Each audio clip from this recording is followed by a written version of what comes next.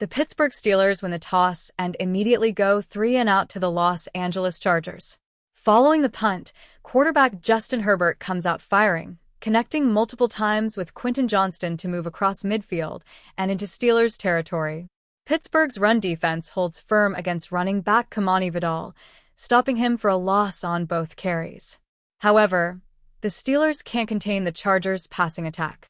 Tight end Will Dissly picks up a first down on a play that begins with him blocking.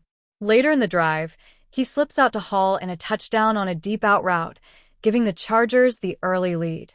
On the Steelers' next drive, their struggles continue.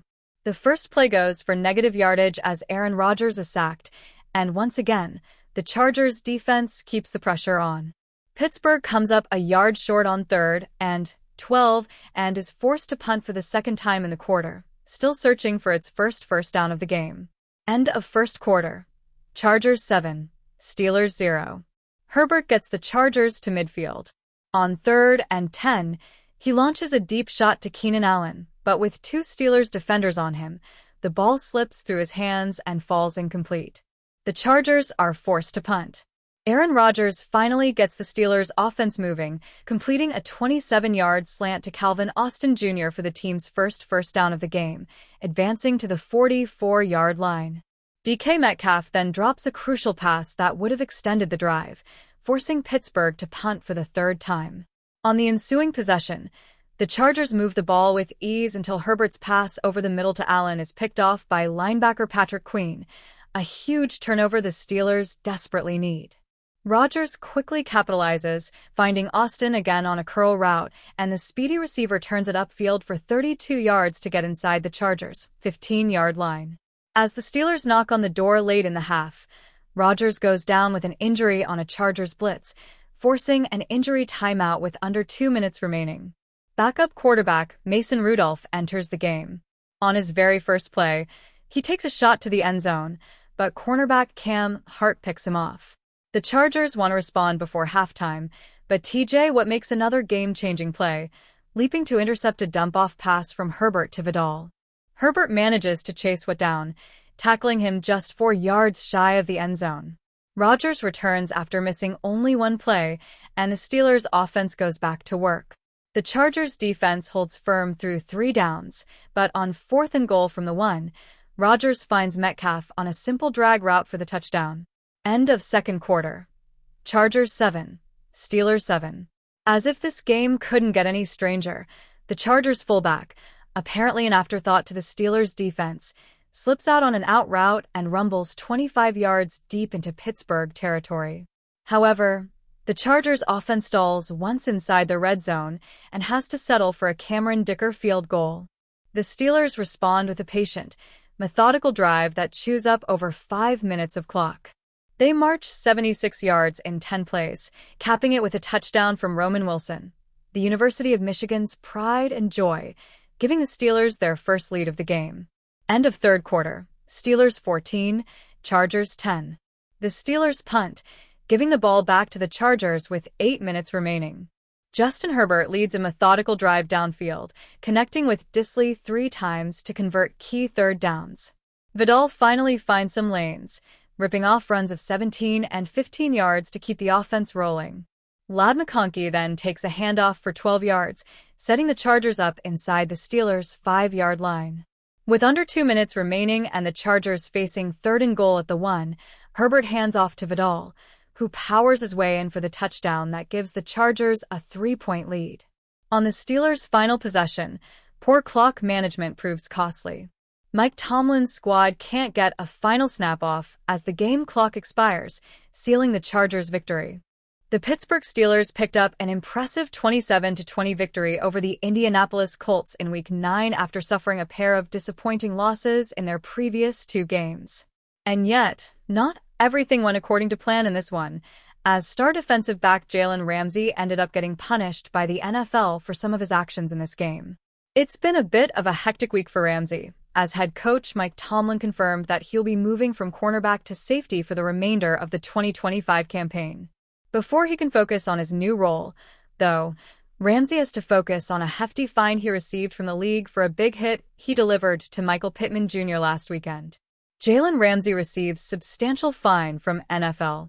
#Steelers DB Jalen Ramsey was fined $17,389 for this unnecessary roughness penalty against Colts WR Michael Pittman Jr. last week. Entering the 2025 campaign, expectations were high for the Steelers' star-laden defense. Through 8 games, though, the unit has struggled quite mightily. While they enjoyed a strong game in Week 9, this is a unit that has been incredibly reliant on forcing turnovers, which isn't exactly a recipe for success. Ramsey was picked up in a blockbuster trade with the Miami Dolphins over the summer, and the expectation was that he would lock down one side of the field for Pittsburgh at the cornerback position. The problem is that Ramsey has been a big part of the problem for the Steelers' defense. On throws where Ramsey is the closest defender in coverage, he's allowing a completion percentage of 70.2% and a passer rating of 105, both of which are the worst marks of his career. Even with a big win in the books, Pittsburgh is looking for better results moving forward, which led to Ramsey's move to safety. In Week 9, Ramsey struggled to hold up in coverage once again, and after allowing a completion to Pittman on one play, he delivered a big hit on him that was quickly ruled unnecessary roughness. Not only was Ramsey assessed a 15-yard penalty for the hit, but he has also been fined $17,389 by the league. Steelers DB Jalen Ramsey was fined $17,389 for this unnecessary roughness penalty against Colts WR Michael Pittman Jr. last week, Rob Gregson of A to Z Sports shared in a post on X. Steelers hoping for better results after Jalen Ramsey's position change. It was clear when the Steelers acquired Ramsey that he was not the same player he once was earlier in his career. However, he's taken a notable step back this season, which has made things even more difficult for the rest of the team's secondary. Not only should the move to safety help him hold up better in coverage, but it's also worth noting that the team is already shorthanded at this spot thanks to injuries. Pittsburgh earned a big win over Indianapolis last weekend, but it will have its work cut out for it in Week 10, as the team has a tough matchup against the Los Angeles Chargers on its hands. With this contest set to take place on Sunday Night Football, kickoff for this highly anticipated matchup is scheduled for 8:20 p.m. Eastern Time. The Pittsburgh Steelers came up empty at the trade deadline, but they were flirting with the idea of making a splashy move, according to NFL Network's Ian Rappaport. They were one of 2 teams he named that reached out to the Miami Dolphins about WR Jaylen Waddle. The Dolphins held firm on wanting a first-rounder and maybe more for Waddle, and despite calls from teams such as the Steelers and Broncos, he stayed in Miami, Rappaport wrote via his trade deadline fallout column. This was reported by ESPN's Jeremy Fowler earlier in the week, and is now confirmed by another major reporter. If Miami wanted a first-rounder and maybe more for Waddle, it's likely that the Steelers' inquiry was short-lived. Or at least they put out a feeler and waited to see if the Dolphins would lower their asking price. Rappaport says they held firm, which is obviously why he ended up staying put despite interest from multiple teams. Complicating matters is the fact that the Dolphins fired GM Chris Grier less than a week before the deadline. Many thought that could trigger a fire sale, but that didn't give interim GM Champ Kelly much time to properly negotiate any splashy trades. They ended up dealing LB Jaylon Phillips for a 3rd-round pick, but were fielding calls about Waddle, Bradley Chubb, and even Devon Achane. Can you imagine the chaos that Kelly had to deal with taking over the GM role with half the league blowing up his phone for potentially splashy trades? And you have to imagine that ownership was heavily involved in most of those conversations. They obviously want to be building for the future, but no ownership group wants the appearance of becoming the league's scrap heap. If Omar Khan was looking for a discount, he wasn't going to find it in Miami. The Steelers have done a lot of work to build up and protect their stockpile of 2026 draft picks, so it never seemed likely that they would part ways with significant draft capital. Still, they were interested enough to have made the call, knowing full well he wasn't going to come cheap. That at least says something.